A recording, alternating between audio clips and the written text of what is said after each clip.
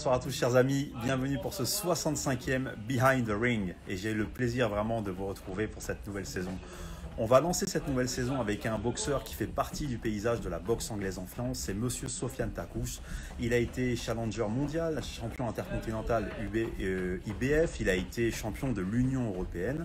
L'idée est d'aller à sa rencontre, on va pouvoir passer un petit moment avec lui pour parler de lui, de son parcours, de sa carrière, de ses projets.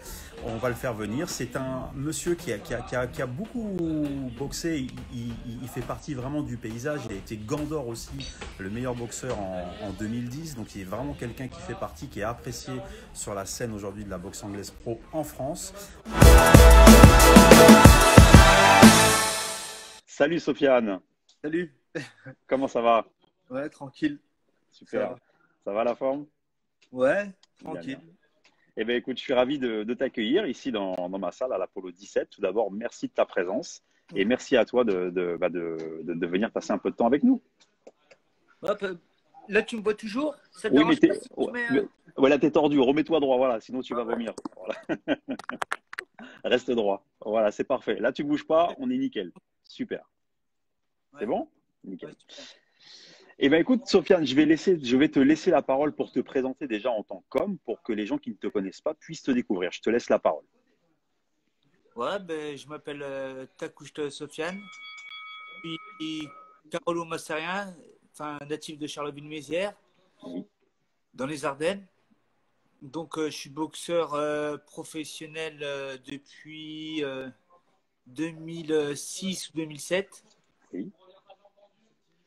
Donc, mon parcours de boxe, ça a été Alors déjà pour commencer, comment t'es arrivé à la boxe? Comment t'as démarré la boxe déjà? Raconte-nous. C'est quoi ta première rencontre avec la boxe? c'est mon père qui m'a amené à la salle, en fait. D'accord. T'avais quel âge? J'avais 10 ans et demi.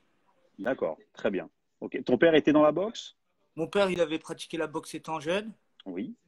Voilà, ça avait été un champion régional dans les années 70-80. Très Et bien. puis, il a préféré arrêter pour se consacrer dans les affaires. D'accord. Très bien. Donc, Et, voilà. donc après, à partir de 10 ans, donc tu es parti à la salle. Est-ce que tu as commencé par la boxe éducative, j'imagine? Oui, voilà.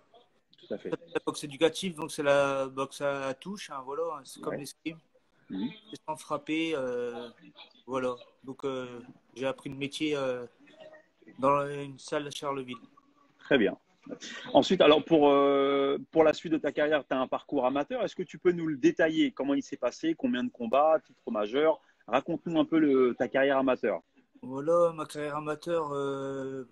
Donc, je sais qu'à 14 ans et demi, il y avait un peu l'espoir à Vendôme. Oui, Donc, je l'ai intégré à l'âge de 15 ans. Donc, bon, j'ai été champion de France cadet, junior, en amateur. Je faisais oui, partie d'équipe de France junior et j'étais interne au pôle sport de Vendôme à l'époque, qui est fermé. d'accord, Voilà. très bien, C'était un pôle pour les cadets juniors qui restait en interne. Voilà. d'accord. Il y a qui est homme qui nous demande dans les commentaires dans quelle catégorie tu boxes, catégorie de poids aujourd'hui Actuellement, plume. en plume, d'accord, très bien. Et ensuite sur ta carrière amateur après, raconte-nous la suite. Après ce pôle espoir, Voilà, des sorties internationales. J'ai fait une médaille de bronze au championnat d'Europe junior. mhm, Donc voilà. Après, donc j'ai intégré l'INSEP. oui, Voilà, donc j'ai fait championnat d'Union. J'ai été champion d'Europe amateur mhm, en catégorie 51 kilos en Italie. d'accord, France amateur aussi, senior, contre Jérôme Thomas. ouais, Il n'était pas venu, donc j'avais été champion sur le tapis vert. d'accord, Voilà. très Et bien. voilà, après, j'ai préféré quitter l'équipe de France. Après, voilà, personnellement, voilà. Ok. Et ensuite, donc, tu as dit que tu es passé pro en 2006. Comment s'est fait cette transition? Comment tu as fait ce choix? C'était pas un choix, c'est arrivé par hasard. Voilà, moi j'avais comme optique d'arrêter la boxe à cette époque-là. D'accord. Donc j'avais arrêté. Puis il y a des gens voilà, qui m'ont fait rencontrer Jean Molina à l'époque. Oui, Donc d'accord. Donc, Jean Molina, célèbre entraîneur de Marseille. en fait, entraîneur de Marseille, même de France, même Ouais. international, on peut dire, un grand monsieur. Mhm. Tout à fait. Donc voilà, j'ai fait mes armes chez lui. Donc jusqu'à être champion d'Europe en 2010. Voilà. Très bien, Et bon, c'est tout. Je suis revenu dans les Ardennes pour des raisons professionnelles, pour très bien. travailler. Fais-nous un bilan aujourd'hui de ta carrière pro. Combien de combats, combien de victoires? J'ai 40 ans, j'ai 41 combats professionnels. Oui, J'ai 35 victoires, 5 défaites et un non-contest. oui. Je disais, tu as été champion de l'Union européenne également, c'est bien ça? Oui, en Ouais, ouais, Italie. très bien. Et pareil, challenger mondial IBF, on va en revenir après dans la description, et également champion international IBF. Voilà. Très bien, super. Voilà. Aujourd'hui, si tu peux te décrire un petit peu ton style de boxeur pour qu'on puisse te découvrir, quels sont selon toi les points forts de ta boxe? Bon, je pense que je suis un boxeur un peu imprévisible, un peu chiant, qui a un peu d'expérience et puis bon voilà, qu'un petit bagage technique, on va dire. D'accord, Voilà. très bien. Donc je fais avec mes armes. Ok, super. Est-ce que si tu pouvais nous faire un petit retour sur les meilleurs moments que tu as passés sur le ring, qu'est-ce que ça serait pour toi, les meilleurs moments que tu as passés dans tes combats? Les meilleurs souvenirs. Oui, Bon, mon championnat d'Europe en Ukraine à l'époque. ouais. Ça, c'est ton meilleur souvenir, ça? Ouais, c'est mon meilleur souvenir, ouais. Ah ouais. D'accord, super. Voilà. Et alors, t'as été aussi challenger mondial, c'est quelque chose quand même. Voilà. Donc, tu as fait un combat notamment contre le champion du monde IBF de mémoire, c'est ça, hein? Voilà, Josh Warrington. Voilà. Et qu'est-ce que tu en retires de cette expérience malgré tout? Parce que ça reste une expérience de très haut niveau quand même. C'est pas tout le monde qui fait ça. Non, voilà, ben, voilà, j'ai accepté le combat, mais j'étais pas assez armé pour monter sur le ring face à des gens de ce type. D'accord, d'accord. Voilà, c'est un engouement, c'est vraiment quelque chose de gros, c'est des Hmm. vrais champions, et puis j'étais monté trop petit. Voilà. D'accord, Même très si bien. j'avais envie au fond de moi et tout, mais Mais ça valait le coup quand même de relever ce challenge. Pour le coup, il fallait ah le ouais, bien. tenter malgré Ah tout. ouais, non, non, mais Hmm. c'était un vrai challenge. Et puis voilà, j'ai cru jusqu'au bout de mon côté. Moi, Hmm. quand je monte sur le ring, c'est pour être gagnant. D'accord, très bien. Et justement, si on parle un peu de tes combats, le dernier contre Michael Collan, raconte-nous un peu. Donc, on sait que tu as fait un gros combat, tu as été arrêté donc, au 10e de mémoire.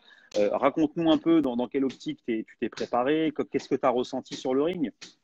Bah voilà, on propose un combat, on va dire un mois, une semaine avant. On me dit, ça t'intéresserait de boxer une telle personne. Donc, bah, moi, je lui dis, pas de souci. Voilà, c'était je montais, Michael Conlan, un très bon boxeur, un calibre mondial, hein. Ouais, Donc, j'accepte le défi parce que, voilà, moi, j'ai les armes que j'ai. Et puis, voilà, je sais que c'est une fausse note de ma part à Leeds. Donc, c'est tout, j'accepte. Mais voilà, et je me dis, piquer pour piquer, ce qui m'arrive en Angleterre, autant que j'accepte. d'accord. Quand on tombe en selle de cheval, le meilleur, de toute façon, c'est d'en monter en selle. Ok, Donc, je me dis, exactement. tant que j'attaque et que pas le meilleur, comme ça, je le saurai vraiment. Comme ça passe pas, j'arrête la boxe. Ok, Et eh puis, ben écoute. voilà, bon, prévu un mois avant, donc, bon, voilà, j'ai une mission familiale, une vie professionnelle qui me permet pas de faire ce que je veux, d'avoir un emploi du temps réglé pour la boxe. Voilà. Très bien. On me prévient un mois avant, bon, je relève le défi. Et puis voilà, il arrive ce qui est arrivé, mais avec une plus longue période, on va dire, un peu plus de mise de gants et peut-être un ou deux mois de préparation, croyez-moi, Ça aurait pu être différent. c'est pas la même limonade, hein. Voilà, ok. Ouais. D'ailleurs, il y a une question de El Gringo, Sofiane, sur ta carrière, qui nous demande c'est quand le prochain combat? Alors, j'imagine que c'est tout frais, là. Tu viens de sortir de ça, mais est-ce que déjà tu te projettes dans un autre challenge ou pas encore? Bien sûr, non, non, le feu, il n'est pas éteint. Voilà, j'ai pris conscience de certaines choses. Bon, je vais commencer à me réactiver, faire des entraînements quotidiens. Comme ça, je serai vraiment, quand on me prépare un mois avant, voilà, je serai opérationnel et voilà. Donc, je vais encore me consacrer vraiment une année vraiment à la boxe. Hmm. Là, je suis en train de me séparer de mes affaires. Donc, je suis en train de voir pour arrêter mon bar là, bientôt, là. D'accord. Et sous peu, donc j'aurai la tête libre parce que donc voilà, plus rien à faire et je penserai qu'à la boxe, manger boxe, Ouais. champion. Alors, ça, c'est une question qui est très intéressante. Aujourd'hui, donc, tu vis pas pleinement de la boxe, tu as un métier à côté. Raconte-nous ce que tu fais à côté et aussi pour expliquer la réalité de ce que c'est un boxeur pro aujourd'hui en France, pour certains. Raconte-nous, toi, comment tu organises tes revenus, comment tu gagnes ta vie aujourd'hui. Ben, comment j'organise mes revenus? Ben voilà, avec papa, on avait ouvert un café à Mhm. Charleville-Mézières. Donc voilà, mes revenus principaux, c'était ben, avec le bar, on va dire. Ouais, Donc voilà, le bar en ce moment avec les mesures sanitaires, tout ça, bon, c'est dur. compliqué. Voilà, c'est dur partout, je pense. Tout le monde souffre. Donc je suis pas le seul dans ce cas-là, mais voilà, c'est une période. Hmm. Puis voilà, donc voilà, j'essaie de faire mes revenus. Mais à côté, quand je fais la boxe, je ferme mon bar et puis voilà, pour faire la boxe, donc ça me fait des grosses pertes. Ouais. Voilà, maintenant, j'aurai pleinement la tête bientôt à que faire la boxe, comme un professionnel. D'ailleurs, El Gringo nous pose une deuxième question. Il nous demande est-ce que tu as des projets de boxe dans les Ardennes suite à l'arrêt de cette activité de bar? Bah, peut-être, je me pose encore la question, ça double face en fait. Voilà, parce que j'ai des propositions à l'étranger pour travailler dans la boxe, Mhm. voilà, qui sont pas négligeables. Donc, je suis en train de faire le pour et le contre. Voilà, D'accord. faire Très la bien. balance. Faire un petit bilan actuellement. Euh, je t'en prie.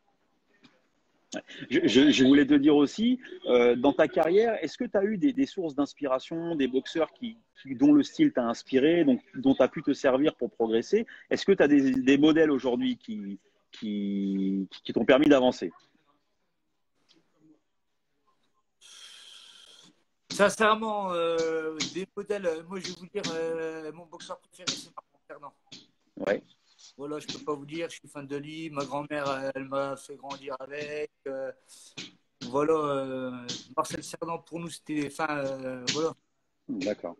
Très bien. Maintenant, des modèles, bah, j'aime bien le style mexicain, les styles guerriers, vraiment les boxeurs valeureux qui viennent vraiment, enfin, vraiment d'en bas. Et voilà, un boxeur comme Mayorga, comme Ricardo Mayorga, je trouve que c'est bien. Le gars, il vient des favelas, Manny Pacquiao, ça c'est vraiment des champions, voilà, qui ont fait. Donc c'est des boxeurs que j'admire leur courage et leur volonté et leur Super. style de boxe. Très bien, c'est clair. Il y a Jacques Patraque qu'on salue, notre ami Jacques, qui nous suit régulièrement, qu'on a d'ailleurs interviewé, Oh les familles! qui dit Soso, je vais m'en occuper avec la team Alab. Alors effectivement, pour ce combat à Leeds, tu as collaboré donc avec le BAM l'héritage des frères Alab qu'on salue également. Raconte-nous comment s'est fait la connexion et comment vous avez collaboré ensemble pour ce combat. Bah, la connexion, c'est simple parce qu'avant d'être des entraîneurs, bah, c'est des amis. Des amis. Oui, Donc, des amis intimes, ils viennent à la maison, ils sont déjà venus dormir. J'ai partagé des bons moments. J'étais au mariage de leur sœur, j'étais chez eux au Maroc.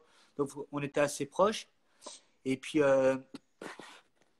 du fil en aiguille, je devais me licencier en Belgique, puis ça s'est pas fait. d'accord. Avec des règles sanitaires et tout ça, c'était un peu compliqué pour nous ressortissants français. Donc, j'ai demandé un service à Badila qui m'a dit tout de suite oui, il m'a tendu la main. D'accord. Donc, j'ai trouvé Super. ça génial et qui est dans l'aventure et osé parce que le risque, il était osé parce que même lui, en tant qu'entraîneur, d'amener un boxeur comme ça, d'où il ne sait pas, qui débarque une semaine avant chez lui, voilà. Mais je lui ai dit, D'accord. fais-moi confiance, j'en ai dans le coffre et t'inquiète pas, j'ai un mental de guerrier. T'inquiète pas. C'est bien. Et d'ailleurs, on le félicite également pour tout le boulot qu'il Et, fait, puis on le remercie franchement, effectivement de t'avoir beaucoup, accompagné. C'est bien. Ina, Aziz, tout le BAM l'héritage, franchement, qui m'ont accueilli avec les bras ouverts. Eh ben, super. Eh Sincèrement, ben, merci à eux, vraiment, vraiment. ils m'ont accueilli Une comme. deuxième question. Une deuxième question, Sofiane, de Kienom, qui nous demande d'où vient le surnom Babyface. Babyface, c'est un peu mon géniteur professionnel, Monsieur Molina, c'est lui qui m'a appelé comme ça. D'accord. Et tu l'as gardé. Ah, toujours, hein. Ouais. Ah, moi, Monsieur Molina, j'ai un grand respect pour lui.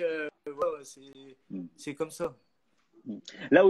Sofiane, là, Même t'as quel âge? Là, t'as 34 ans, là, aujourd'hui, c'est ça? 34, je vais sur mes 35. 35.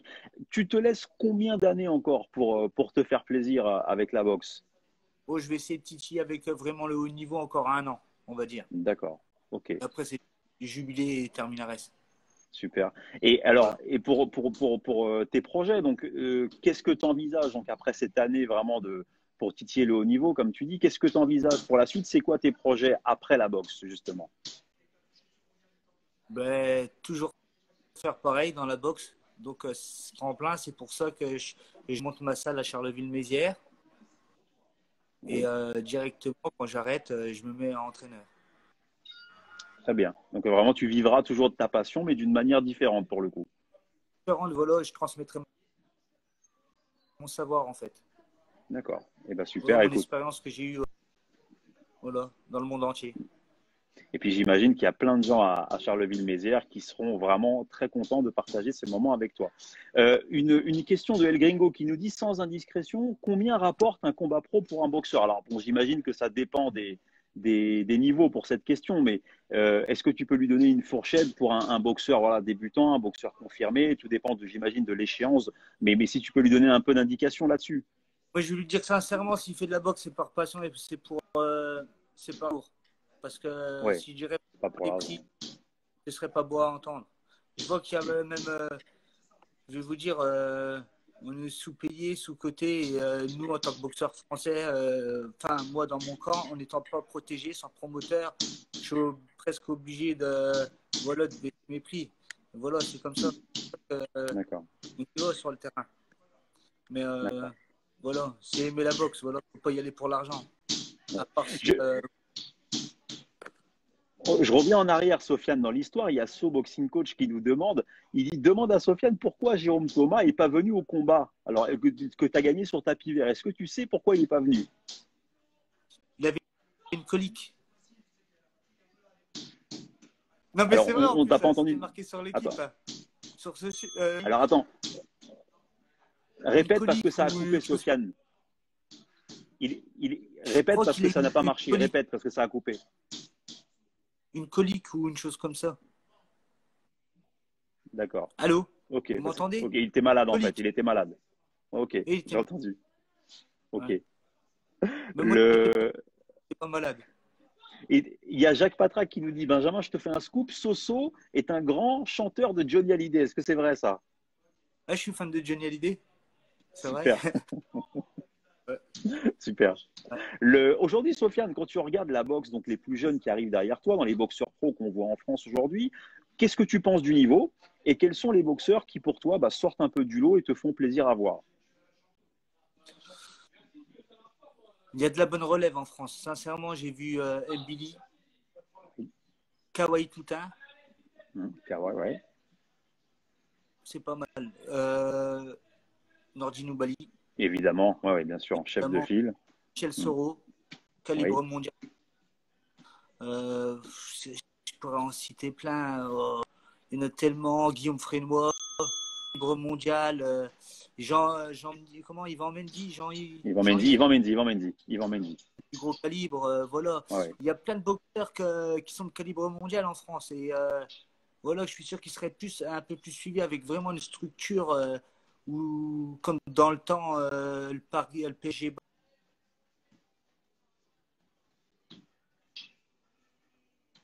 en France.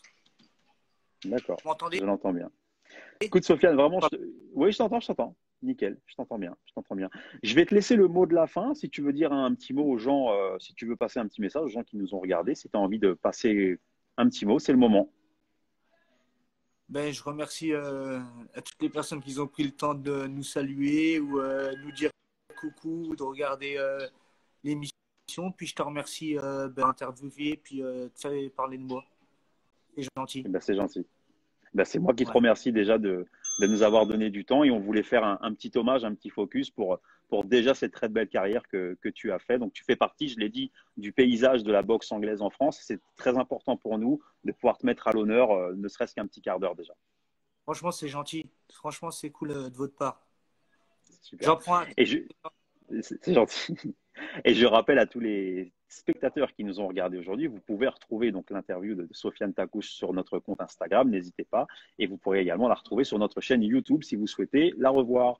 Merci beaucoup Sofiane à toi. Je te souhaite une très bonne soirée et beaucoup de chance et beaucoup de bonheur dans tes futurs projets. C'est gentil, allez, longue vie. Salut. Merci, à très bientôt et rendez-vous jeudi pour une nouvelle interview. Allez, à bientôt. Salut.